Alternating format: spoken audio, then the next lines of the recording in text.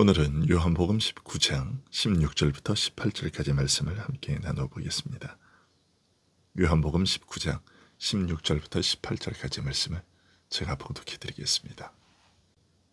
이에 예수를 십자가에 못 박도록 그들에게 넘겨주니라.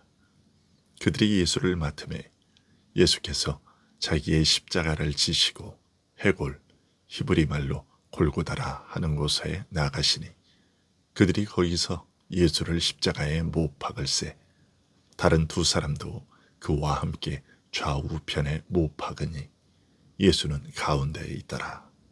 아멘. 오늘 말씀은 빌라도에게서 예수님을 넘겨받은 자들이 예수님을 십자가에 처형한 일을 전하고 있습니다. 그리고 십자가 처형 광경을 기록함에 있어서 다른 복음서가 취급하지 않는 내용을 전하고 있습니다.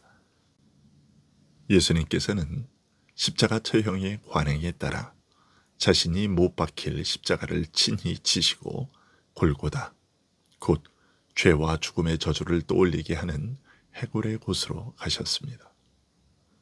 유대인들은 그곳에서 예수님을 십자가에 못 박되 다른 두 사람을 양쪽에 함께 못 박았습니다.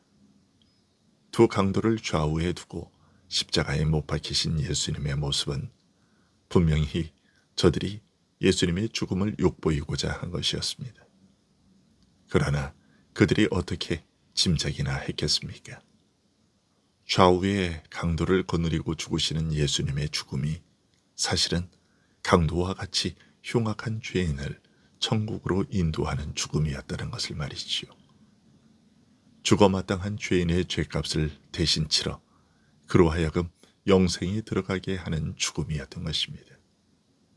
십자가에 못 박힌 예수님을 바라보고 자기를 주의 손에 맡기고자 한 강도에게서 실제로 그 일이 일어났습니다. 그 사실을 누가복음은 이렇게 전하고 있습니다.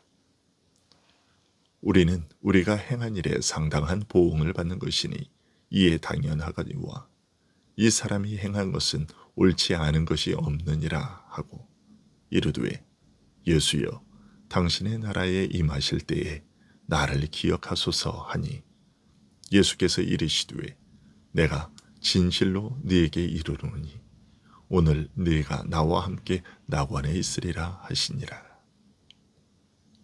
이 강도도 처음에는 다른 강도와 함께 예수님을 욕했습니다. 하지만 나중에 이 강도는 예수님에 대한 생각과 마음이 달라졌습니다. 예수님의 죽음에서 특별한 무언가를 느낀 것입니다. 그리고 여전히 예수님을 회방하는 다른 강도를 향해 우리가 십자가에 못 박혀 죽는 것은 우리가 행한 일 때문에 받는 합당한 보응이지만 이 예수는 아무 잘못이 없다라고 말했습니다. 예수님의 죽음이 아무 죄 없이 죽으시는 이상한 죽음이라는 것을 깨달은 것입니다. 자기를 십자가에 못 박은 자들을 위해 아버지여 저희를 사하여 주옵소서. 자기의 하는 것을 알지 못함이니이다 라고 하시는 말씀을 듣고서 짐작한 것인지는 모르겠지만 어쨌든 그는 예수님의 죽음이 죄인으로 하여금 하나님으로부터 용서의 은혜를 입게 하기 위한 것임을 알게 된 것입니다. 비록 겉으로는 똑같이 사형수로서 십자가에 못 박혀 있지만 이 강도는 자기들의 죽음과 예수님의 죽음은 그 내용과 질에 있어서 전혀 다르다는 것을 깨닫고서 큰 두려움을 느꼈습니다.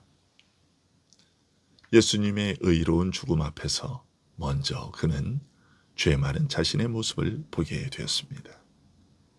자신의 죄의 흉악함을 깨닫고 말하기를 우리는 우리의 행한 일에 상당한 보응을 받는 것이니 이에 당연하거니와 라고 한 것입니다.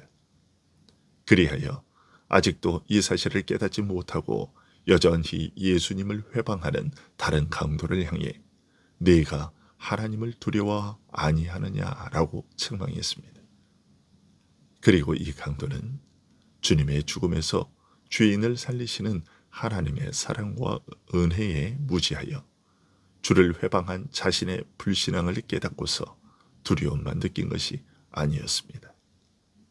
자기를 못 박은 자들을 용서해 달라고 기도하시는 주님을 보고서는 도대체 이런 사랑도 있다는 말인가 하는 놀라움을 금하지 못했습니다. 그러나 내가 지금 눈으로 보고 있는 저것이 꿈이 아니라 현실이라면 나 같은 죄인도 소망이 있지 않겠는가? 내 죄도 용서받을 수 있지 않겠는가 하는 믿음과 소망과 용기가 생긴 것입니다.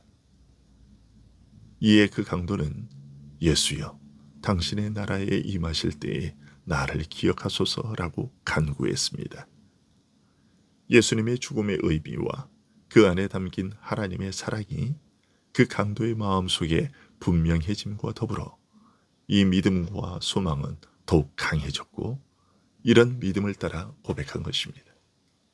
이 강도는 예수님께서 하나님 나라의 왕이 되어 그 나라에 들어가실 것을 알았습니다. 대제사장과 장로와 서기관들은 그 사실을 부인했지만 죽을 죄를 범하고 처형당하는 강도는 깨닫고 신한 것입니다. 하나님 나라는 자신과 같이 죄 가운데서 소망 없이 죽어가는 죄인을 위해 준비된 나라임을 알았고 이 나라의 왕 메시아는 죄인을 살려 영생에 이르게 하는 분이심을 믿었습니다. 그리고서 당신의 나라에 임하실 때 나를 기억하여 주소서라고 간구한 것입니다. 예수님께서는 이 강도의 믿음과 간구를 외면하지 않으셨습니다. 내가 진실로 네게 이르노니 오늘 네가 나와 함께 낙원에 있으리라고 하셨습니다. 사형당에 마땅한 죄인이 그의 죄값으로 처형당해 죽는 그 마지막 순간에 그리스도에게서 살 소망을 발견하고 은혜를 붙든 결과 주와 함께 낙원에 거하는 생명을 약속받았습니다. 이 사실이 무엇을 뜻하겠습니까? 오직 그리스도의 은혜만이 우리 죄인을 구원할 수 있다는 사실입니다. 만일 죄인이 회개하고 어떤 의로운 열매를 보여야 영생에 이룰 수 있다고 한다면 이 강도가 얻은 구원은 설명할 수 없을 겁니다. 과거에 범했던 악한 일을 만회할 시간이 없었기 때문입니다. 하지만 이 강도가 주를 향해 구원을 바라고 구한 결과 구원을 얻었다는 것은 구원을 결정하는 것이 우리의 행위가 아닌 다른 무엇이라는 것을 보여주는 가장 확실한 증거입니다. 구원은 그리스도의 은혜만으로 충분하며 믿음으로 이 은혜를 받아들이는 것 외에 그 어떤 것도 우리에게 요구하지 않는다는 사실을 이보다 더 명확하게 보여주는 증거는 없습니다.